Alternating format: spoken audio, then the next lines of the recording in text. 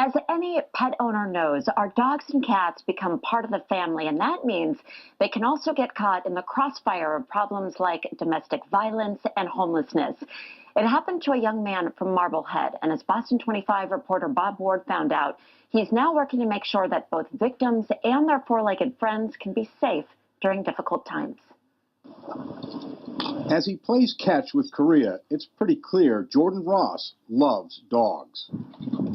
His devotion actually played a role when this Cornell grad from Marblehead became homeless. When I graduated, I returned home to my parents' house, and they were quite abusive and violent. And so Jazz and I, my other dog, actually ended up homeless on the streets of Boston because we also couldn't find a shelter that would accept both of us. And Jazz, my black lab, was the most important relationship.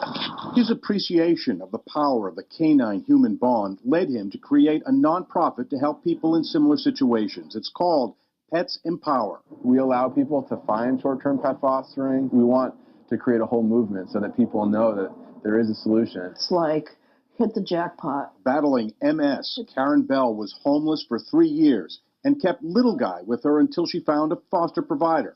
Because shelters don't allow dogs, they survived on the streets around Harvard Square.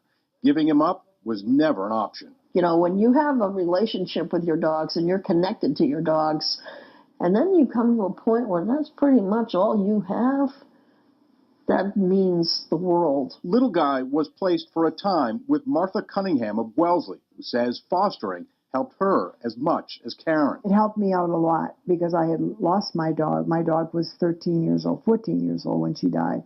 And I've always had a dog all my life. They reunited at Karen's new apartment in Cambridge. I'm so happy that she's got a nice home now, and the dog is very, very happy in his home. Just about anybody who loves animals. Sue Webb of Safe Pets, Safe People says they need more foster caregivers like Martha. We've had some who have an animal and have space to bring another companion animal in to be with their pet at the same time.